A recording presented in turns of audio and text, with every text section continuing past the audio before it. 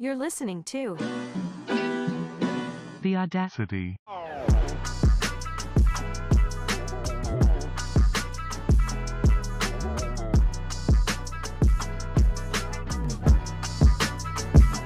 Welcome back. God, that song goes forever, huh?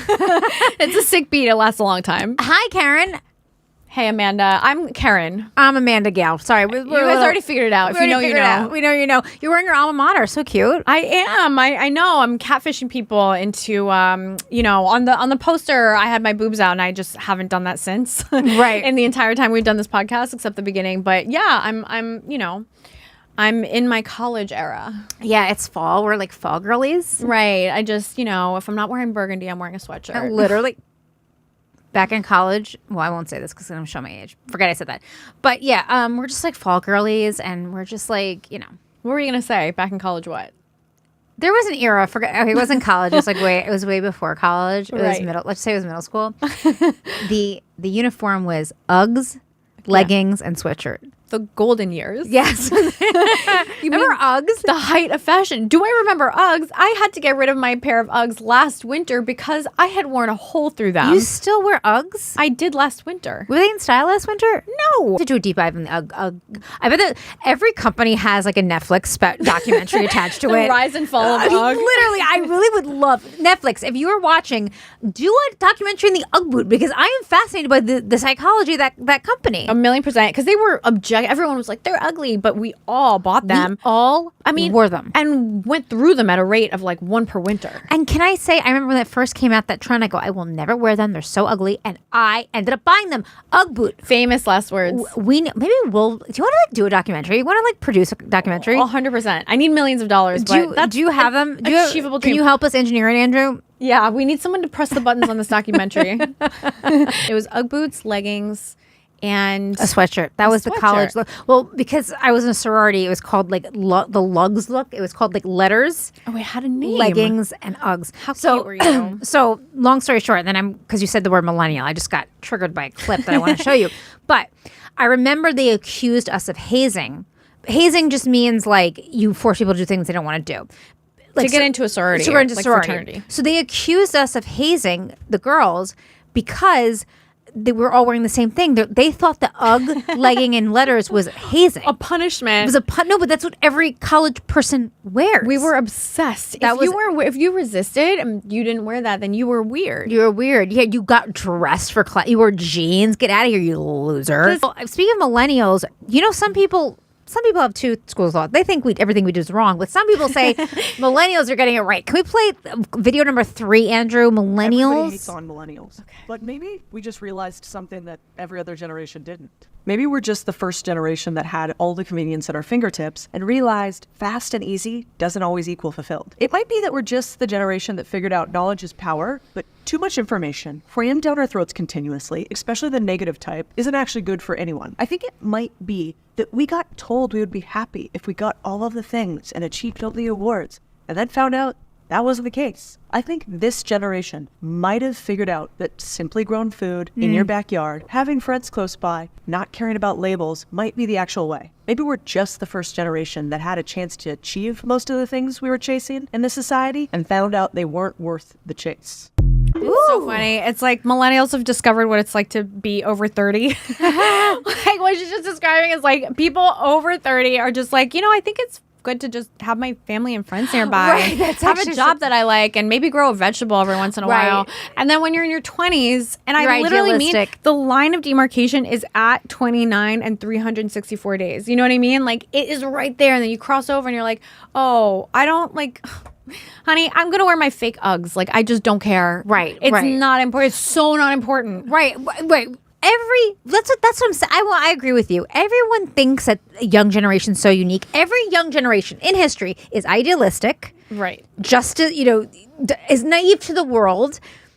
Is by definition is rebellious. It does think we know better because it's sometimes new generations do know better. You do and you don't. You do. They were right about some things and wrong about some things. Because you see things differently, and you were raised on what the last generation was doing. So you're taking what they figured out, and now you're figuring out stuff. But you're also so young, you don't really know stuff. So yes, you have figured stuff out. Some stuff you just do not. Right, exactly. You're evolving. We're evolving as generations. Like maybe like the boomers were like, this is how our parents raised us. We don't think that's good, so we're going to do it different than millennials. Millennials, there's things the boomers did that we go, no, I don't need a pool and all these big birthday parties and all those clothes. I'm still depressed. Why am I still depressed? And the boomers go, why are you depressed? You have a pool and all these birthday parties. And we go, because we learned as millennials growing up with all this, because they didn't grow up with all that stuff. So they thought if I ever had that, I would never be upset a day in our life. Well, and boomers are so cute because they worked so hard to get us those things. And then us as millennials are like, none of that's important. And they're like, we worked our whole lives to get you. And they're like, why are you depressed? You have a pool. You have a roof. You have food. You have a job. And look at the birthday party with the bowling. I think you have your own room. Boomers didn't have their own room.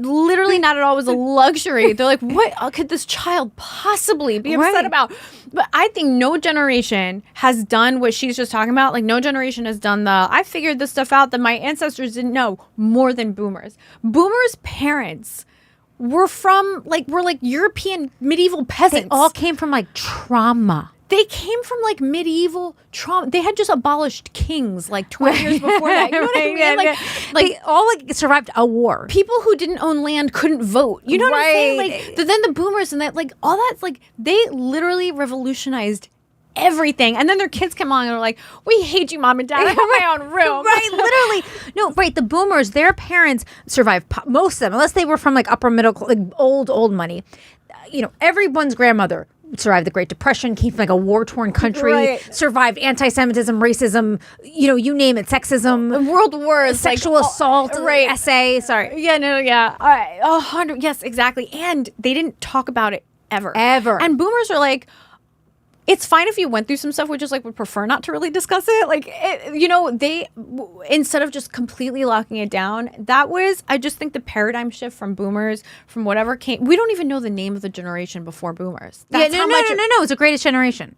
They're called the greatest generation. Oh, that's not boomers? No, the boomers are 1947. Oh, man. This is 1963. I love my greatest generation. I didn't mean to insult you. I feel bad now. That wasn't how I meant to come across. I think they're called the silent generation. I think they're like called silent generation, the greatest generation. They went through some trauma, dude. And they really were the strong generation. But like, because honey, I've had a list of therapists and I love them and they do help, but also like I will continue to have them. I just you know what I'm saying? Like I don't know, I feel like that's not what my parents are like, yeah, we worked it out, it's fine. No, I don't mean between them, but I just mean in life. Because it comes out in different ways. So you know that holistic therapist, you follow her on Instagram. We all do. Yeah, we all do. And she talks about how like she had this meme, I have to pull it up, but it's like, in my day, we just got over things. In my day, and she goes, yeah, but you didn't. Because you said you had maybe not your parents or my parents, but you had addiction. Right.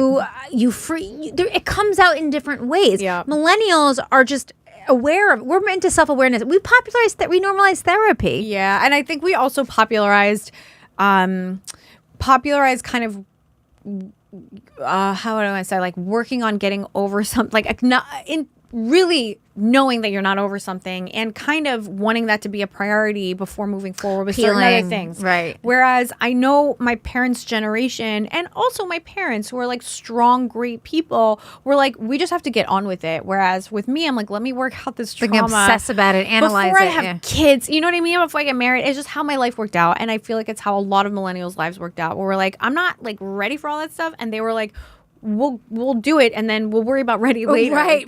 You get ready. Right. Well, they weren't into now I will say this. I think therapy, you can fetishize therapy a little too much. Like that was so deep. Boundaries and like, yes, you should have boundaries, but like not you just not doing your work isn't a boundary. You know what I mean? Like, or like trauma, gaslighting. Like some of these words are overused a little too much, and the fetishization of therapy speak. Right. But the other extreme is like not acknowledging any of that, not acknowledging toxic behavior or all that stuff. So, and at this point too, I remember being so annoyed with like when I was just like so young and ungrateful. Like when I'd be remembering annoyed at my parents of like, why can't I don't know, it just like kind of the way that certain things were or whatever, and the boomer culture, you know what I mean? And that now I know that was so vague and like nonsensical, but like I guess what I'm saying is in contrast, now I have so much more empathy for how that is. Like, if, for example, if like my parents, like they don't want to talk about certain things, and not necessarily in my life, like they're always open to that. In their lives, they don't want to talk about certain things. And I remember being like, that's like, you're just not healthy and whatever. It's how they are. And I have so much compassion for that. Like, that is so strong, and it also comes at a cost. And they just bore that out. You know what I mean? Yeah. They did it. I'm not here to say like that's some kind of weakness of just like getting on with it. I think that's actually really strong. Yeah. And I do have empathy for what that costs a person. Right. And how they were taught to like not, like, I know my great-grandmother had to leave like war-torn Eastern Europe, pogroms, they blamed the Jews for the death of the king, and she left at 16. And my grandmother said, I once asked my mother, I'm like, what was it like leaving your mom? And she said, how dare you ask me that? You don't ask things like that. Like my grandfather, his father just left the family one day. Just left the family. And they didn't ask what happened to the dad. He just showed up again, and they said, you didn't ask those things. Wow. You just didn't talk. There was parents and there was kids, and you did not ask questions. You just got on. And I asked my uncle, I'm like, yeah, but Grandpa Harry was such a nice man. How come? He goes, because he worked all the time. I'm like, how come he wasn't depressed? I'm like, because he worked all the time. They just, not that depression is like very complicated. Sometimes it's a chemical imbalance. But let's also say this, that there is, and I really don't mean this to minimize anybody's mental health struggles or pain. Yes, I really it's don't. Both. It's both. Right. I'm saying that there is a certain element of luxury, and I mean that in a positive way. Yes. That Privilege. more recent generations have, that past generations on a subsistence survival basis didn't have. It's not that I'm not saying that people didn't experience depression or that they're not entitled to deal with it how they deal with it now. I'm just saying that there's a certain point in history, I think, when that wasn't really a thing. Like, you just had to get up when the sun came up and go do your thing. And you know what I mean? If you're doing like physical work, that's what you're doing. And I don't know that there's almost a fetishization of depression to an extent where if you're not super happy, or if you're not happy all the time, or if you just feel like down sometimes, which also like life gets you down, that's okay. Then you're depressed. Now there's people who are depressed, and they have a chemical imbalance. By the way, I've been there. Like I've been. I don't think to the extent that like certain real clinical depression, but like I've also been actually depressed, and it's totally fucked. Like I understand that, but also I feel like I've luxuriated in that to an extent where I can. I can be. Let it get the best of you. I don't have a kid. Like let's be real, and I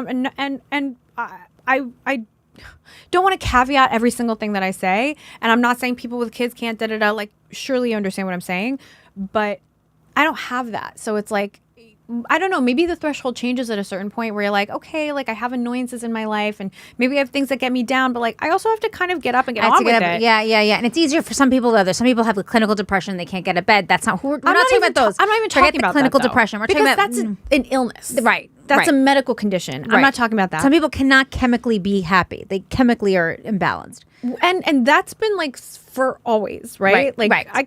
We're talking about like the middle ground of like occasional, when you have situational depression. I'm talking about when you're depressed and it's not. It's called situational depression. Yeah. Isn't that kind of nice that we get to do that? So even like professionals will say that richer countries have higher rates of depression. There's different reasons why. Maybe we have the access to medical care that we can say that, but like maybe it's being diagnosed differently or whatever. Right. But there is something other generations just sit around and go, am I happy? Am I fulfilled? Their happiness came from putting food on the table. And the question wasn't so as relevant to the individual maybe as it is now. Like if you had to marry a certain person, you had to like keep a certain household, and like happiness doesn't really factor into that as much as maybe it does now, where it's like, even the thing, like remember during the pandemic and it was like, does this spark joy? Like I don't know that sparking joy has been the metric for all of human history. Yes, and I will say this: I think millennials have unrealistic expectation of our lives, thinking that marriage. Like I think other generations had more realistic expectations about marriage. Right. I don't know. And boomers chime in. I don't know if they went into marriage thinking they'd be happy every single day, or they think this is the person of my dreams. We're gonna. I think they said no. You get married. You meet a nice guy. You get married. You build a family. And you do it to build a family. Like you are with someone that you can be with for the long term, who has those attributes that you're attracted to enough, that's stable, and then because you want to have a family. Like I think the millennial, we grew up on like what's the Kristen Stewart vampire movies? Twilight. We grew up with Twilight, you know what I mean? But it's like that fantasy life where you're like, first I meet this person that sweeps me off my feet and is a vampire. Right. And then we have kids and it's like, you know, I don't know that the math is mathing on that. Maybe we got that equation wrong. Like maybe it's that you pick the right person for what you want and then you love them for that. Right. Exactly. We expect to your point about sparking joy. Life is you shouldn't seek happiness, you should seek contentment. You should seek peace. And we also were growing up thinking like follow your passion, your dreams, and the thing is, and then we hate our jobs because you're not going to like every single second of your job. Yeah. You're not going to like every single second of your marriage. The person you marry is the person you're going to fight with. The job you get is the job that's going to stress you out. Right. That's the truth. You're not going to find something you're going to like every single second. You know? Right. And it's, you know, I not to get on this whole feminist thing because that's a whole other conversation, but you know, the things that I thought were so important, like always, I think that math is falling apart for me a little bit now, where, you know, and like the big level, and I don't necessarily know how it like always plays out in your life, but the important things are like not all the stuff I thought about. It's not like all the stage time, and it's not like, it's just not. Right. But isn't that a function of growing older too? Maybe it's not feminism, it's growing older. And it's like mortality, right? It's like what's important, like literally when we're getting down to it, it's like family and God, and that's it.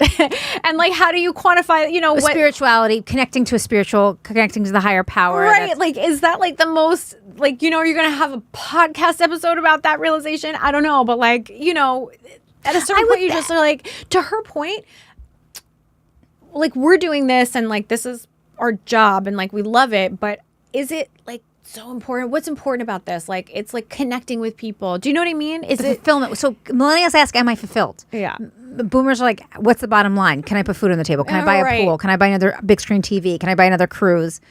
Is my mortgage paid? Are my kids educated? Like, because they thought that would make them happy, and then they got that, and we got that, and we go, no, that doesn't make you happy. Fulfillment. Well, can you imagine the confusion of boomers? And like, I know because they're my parents and also some of my friends, of being like, we had this struggle. Our parents had even more of a struggle. We worked so hard, so you really don't have the struggle. You don't even really know what struggle is, like compared to like the old generations. Some people do, you know what I mean? And then we're like, I'm too depressed. Like, I can't work. I'm too depressed. And they're like, what are you depressed about? I'm not ready to get married. And they're like, you are an adult. Yes, I know. They don't understand. Like, what are you depressed? And to their naivete, they don't understand. Like, you have this, you have that, you have this, you have a good job, you're outgoing, you're pretty, like all these things. And you go, no, but it doesn't feel like it. It doesn't feel like it's like, what does it matter what it feels but like? But to be fair to us, when you don't, we only know what we know. Like when you grew up and you were in a house and whatever, then, you know, you're like, yeah, but what else though? And they're like, no, this is it. Like we gave you the things that you need, right, so you can also go out and have those things. It's not like a what else situation. I'll never forget. So even I think generations, everyone's better for their kids than they have. So I know this. So one of my friends, she's going to Trinidad. She's going to Turks and Caicos with her 2 sons. And they're complaining about going. And she's like, if my parents took me to, because a 10-year-old, these are good kids. By the way, I love these 2 10-year-old boys. They're great. But it's interesting that my girlfriend that they don't, and that's how our parents looked at us. Totally. Like, you know, a vacation in my family was going to Pennsylvania. Oh, like that was a vacation. Totally. We didn't vacation. No. And because it was like, it just, you know, it wasn't that fun wasn't allowed, but it was like, yeah, there's other things to spend money. Are we gonna like not work, spend all this money? We didn't have like crazy. Right. We went to Hershey Park. That was our vacation, which is, by the way, great. But that's also great. Like that is great. But we didn't go overseas. We didn't go. Everyone else went on cooler vacations. But you know what? To be fair, like kids are just like that because kids don't. They just know what's in front of them. They don't know your kid's not gonna be like, you know, I imagine when you were younger, a 10-year-old's not gonna be like, sure, it must have been really hard for your parents. It's great.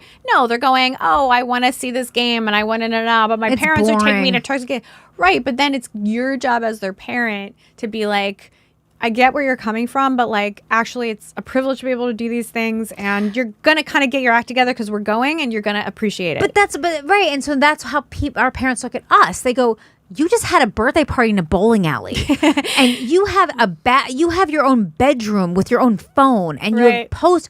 I had a shared bedroom with my brother, and I would have dreamed to have. Right, you should be president of the United States. Yes. Like you had everything. Right, exactly. So that's like every generation doesn't understand this trouble of the previous. So how can we? Like we can intellectually understand it, but we don't know what it was like to be anything other than what we are. Right. Exactly. Okay.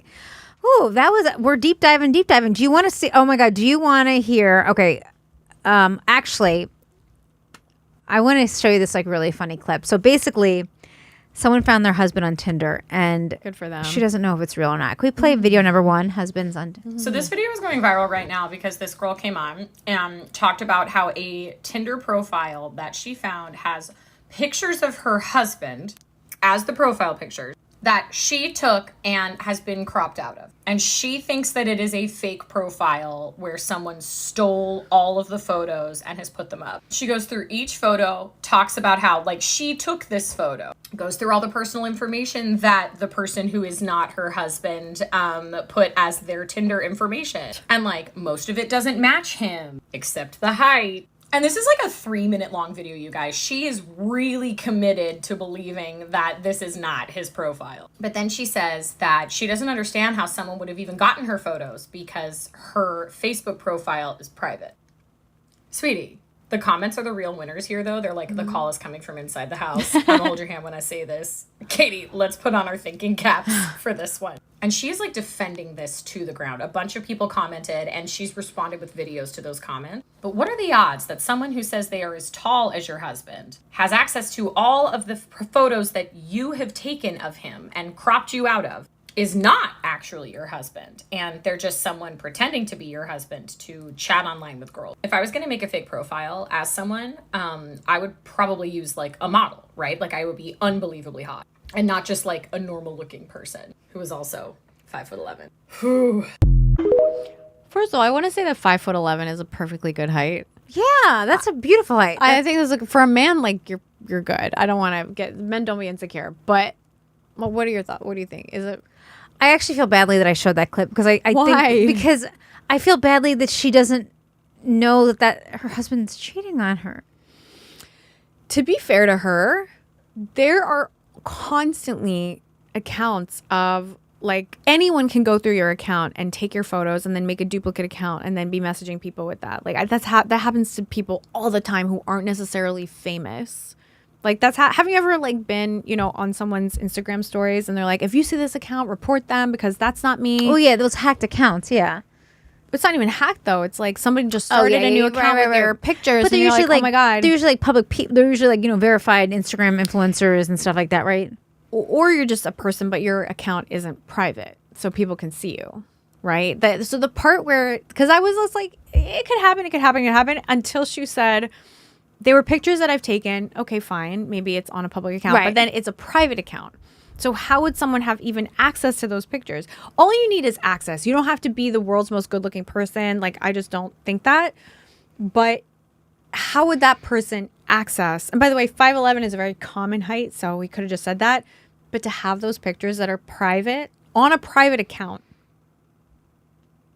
So you think you're saying I buy that it could be a fake, that someone sold the pictures on Tinder because maybe Tinder wants to like show girls, like sometimes Tinder does have fake AI accounts or like the dating sites. So the dating sites do. And by the way, you can always tell.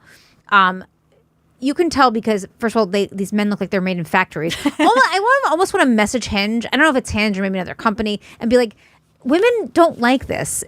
This doesn't look like attainable. Like this man looks like he was made in a factory. It's also, why are you wasting my time? Yeah, like, what are we doing? This isn't good for my self-esteem. It's not real. It's not anything. Right. And I also like, I'm not like, I can tell it's like a bot. Right. Like I can tell. And by the way, I'm not attracted to it. So I don't even swipe left. I don't swipe right. I just look. I do look because I'm like, oh, this man is insanely attractive. He looks like he was made in a factory. By the way, I think men and women don't like people who look like they're made in factories. I think that is actually, I know people say, yeah, for a love relation, there's just something nice about a regular hot person. There's something so hot about being human. Human, like a regular hot person. Right. You can be hot, but these men look like they're made in a factory. Human being. Like, right. I'm never going to want, famous last words. I'm never going to fall in love with an AI. It's not possible because they're not a person. Right. That's they're too attractive in the sense that they don't look like a regular hot person. They look like a model, like fantasy. But what are you going to talk about? I like know. your machine life? Like but they do that to keep women on the app or men on the app because they want to make you. Yeah. I think that's terrible, Amanda. I think that is. I didn't know that. They're just wasting everybody's time. Yeah, but they do it to keep you on the app. So they think, there's hot guys on Hinge. Stay on Hinge, and you can always. But you're never going to get those minutes back. And so you'll match with them. I mean, it's what I've read. I know people just read. No, because I've seen these people. I've seen like pictures of Hinge guys that are like, ultra like look like. But I'm like, this guy doesn't look like he could. I wouldn't trust it. Also, if someone looks like that on the app for real, like that's a real person, he's cleaning up to the extent that I probably don't even want to message him because I know he's getting like hundreds of messages a day. Guys are always like, "Oh, your Hinge profile, you must be just getting flooded with but it's like, I am. Yeah, 100%. But is it like all 10s lining up to want to be my boyfriend? It's not. Yeah, but most men are not 10, so. Correct. Most everybody's not 10s, right? Myself included. But don't rain my parade. I do get messaged a lot on dating apps. I do very well on dating apps. No, but that's not what most I'm saying. women do. But anyway. Don't make it about you, Amanda. No, but that's what I'm saying. For a guy to get, that's girl attention. That's girl levels of attention because 95% of guys, let's say 98% of guys, realistically, say 97% of guys, let's split the difference, are not, that's so nitpicky, are not getting messaged like that. That's a woman thing. That's a women woman get thing. messaged like that by men, right? So I don't know if women seeking women, if that's the same thing, or men seeking men. I'm not in that world. But, whatever. This is subject for another podcast. But, this girl behavior. So if you're that hot as a man, I know you're getting flooded with DMs from girls. I know you are. And so I don't trust it. I don't trust a guy that's getting that much female attention on an app. He's just plowing through it. I don't want to be one of the 10,000. Right. I just don't. I want to be one of the 1,000. I'd be one of the 5. Yeah. All right. Do you want to see? Should we do one more? Or we want to wrap it up? Let's do one more and then peace out. Okay. So Bethany Frankel has some Miss Bethany Frankel. I mean, she does have some advice about the power dynamics and relationships. Let's play that video. Rock stars or pop stars? One of the experts on my dating podcast said that the best dynamic in a relationship is a rock star dynamic, meaning one person is the rock and one person is the star. And I think that's also like the peacock theory, where there's one person who's got more colorful feathers. It does not mean that has to be the more outgoing person. I'm definitely, I guess I'm outgoing, but I'm very insular and private. I'm not that social. I have friends that are quieter, but way more social. So I could be the colorful feathers and someone else could be more of the social person. But I would be a person who's going to be the star and looking for the rock. We don't need 2 clowns in this circus. Okay. Someone's like the crazy one and someone holds it down. That's what she's saying. Right. But you know what? This is like triggering because I feel like I feel like I've been in both situations. I feel like I've dated someone that I saw as a rock, but he saw himself as a star. So we were well, that's what she's saying. Those don't work out. We were mismatched in that perception. But I was like, I've dated 4 people in my life. One of them wasn't a comic. So the one who wasn't a comic, I considered a rock. And that's not, I love my rocks and I'm not. But he's like, but I was a star. Right. But I was like, but you're not though, because you're a regular person. And that's the conceit of being a comedian. I know everybody, not everybody, but a lot of people in their field, you know what I mean? If you're a doctor, you're going to be like, but you're not a doctor. So you don't like do what I do. You know what I mean? Right. But to him, I'm like so in this world that I was just like, but you're not though. Like you are a regular person. Like he's so wildly attractive. He was at the time. I don't know. We haven't spoken in years. And he was so hot, like really, and charming. So I get why he thought of himself as a star, but like By the way, we don't know for sure if he thought that. He might have. No, I know for sure that he thought that. Okay. I know for sure that he thought that. We dated for years. Like, you know how someone thinks about themselves. You know, I know for sure. And I'm not saying he didn't have star qualities. I'm just saying in that relationship, because she means comparatively, one compared to the other, right? That relationship was destined to not work. Because you both thought you were the stars. Yeah, but also, like, if you're actually publicly performing, like, in any relationship that she's in, she's going to be the star. She's on TV. Right. She's such an literally a alpha. star. She's such an alpha person. And she does an alpha thing. She's literally in the public eye. So if you're doing something super public, that kind of is what a star is, you know? And so I just had this assumption that was a naive assumption that someone who's not in a public profession, I mean, in a performance profession, wouldn't feel that way about themselves. But I was the idiot because lots of people think they're the star. Lots of rocks think they're a star. Right. So that's why it didn't work out. So I think a different way of saying this, and this is not about gender. Let's be clear. This is not about gender. This is about vibes. I think, because one can say there's feminine energy and there's masculine energy. Feminine energy is the receiving, Right. the calm, the receiving, the nurturing, and the masculine energy is typically the going for it, active. Active and passive. Let's Right. say that. Okay. I've read, and I believe this, that the perfect relationship has the best dynamic of masculine and feminine energy. The same thing of the rock is the feminine energy, the rock is a passive energy, and the star is the active alpha energy, male energy. Again, nothing to do with gender because, you know, it's let's say active versus receptive. And I think it's the same thing. I think those make the best relationships when you can't both be receptive. Who's getting anything done? Yeah, but you can also, there's levels to it. So, like, you know, there you can have a really powerful energy in the workplace and then have a more receptive energy at home or in the bedroom or whatever. Like, you know what I mean? No, that's what I'm saying. Like, in the relationship, it has to be a good balance. Yes. I think a relationship of two stars, two active energies, two alphas is not going to work. You're going to bunk heads. You're going to compete with each other for roles. And two receptive feminine rocks, that's not going to work out either because you're not getting anything done. It's kind of not, you know, the balance, the mix of both the yin and yang is what makes the best relationship. So I would ask this because, you know, so I learned a lot in my relationships and like the best, really objectively the best one and subjectively the best relationship that I ever had.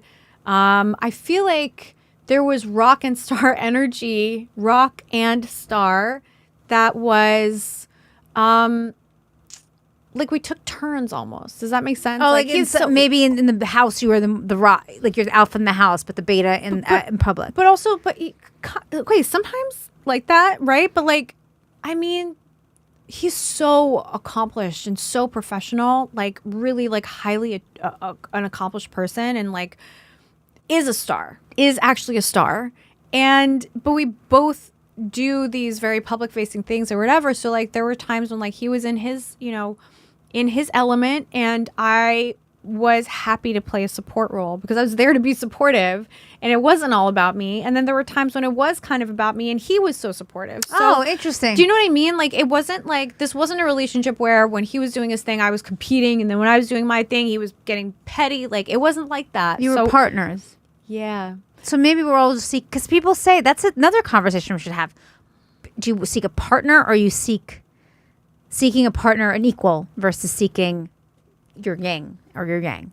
Right. I guess I'm not so much looking for someone to like balance out, you know, because I'm a pretty outgoing person. Am I looking for an introvert? Not really. Who knows who I'll end up with, but you know, I kind of want someone to match my energy, a partner, and complement it. Yeah, right. That's very modern. It's, you know, I don't think she's wrong in her rock and star assessment. I just don't think someone's like all rock or all star. In every, and so that's what you're saying about like maybe when you're out in public you act more alpha, but in the house it's your house and you make the rules and you're out. Like that happens a lot. It was kind of the other way. Like, you know, with this relationship, it was like when we're out, I'm very like, I'm not going to be like domineering towards my man in public. I'm not, or really anywhere, but like, I'm really not doing that in public. Like, do you know what I mean? He can lead. We're in public. We're doing the dance. You know what I mean? In the home, we're mostly in his home. Yeah, I don't know. I guess he was kind of like the dominant one also, but yeah, that was okay. It wasn't an unequal thing. It wasn't like I had to mute myself because he's shining so bright or vice versa. Right, Do you know what I mean? Or hold, I guess you're saying like hold it down to be the like straight man. I guess it's like straight man versus like Sometimes, yeah. in different I'm really trying to understand her so much, but it was like sometimes we'd be out and he's doing his thing and I'm really being supportive, like making sure everything's okay, whatever, like kind of, you know, because he's busy, he's like doing stuff and needed me to do that. And then there were other times when, you know, I could just do whatever I want, like let's say in the house, because it's his house, I just kind of did whatever. He's got to hold the house down. He's got to make sure like the food, like, you know, and then I can just go off and whatever and, you know, have my fun. That was beautiful. Interesting. Well, we should talk about this another time. This was so fun. This was so fun. This was such a good episode. If you're a real one, please leave us a comment to tell us what your favorite part of all of this was, because you really sat in there for 40 minutes and we love you for it. We had the best time. And can I just say something? Karen and I are learning. We love these discussions. So if we said anything completely wrong, completely off base, let us know. Yeah, you can tell us that. We're open to new ideas. We're not closed-minded. No, totally. We really are so well-intentioned. Yes, and we're learning. Totally. We don't mean to offend anybody, but we're also just like kind of having honest conversations. So we're really appreciate you hanging out with us, and we love you guys. Don't forget to check us out. If this is airing before October 10th, 2024, come to our stand-up comedy show at The Stand in New York City, thestandnyc.com. It's October 10th at 7 p.m. It's going to be awesome. Come get tickets. DM us and come hang out and have a drink with us. We love you so much, and we'll see you guys in the next one. Thanks, babes.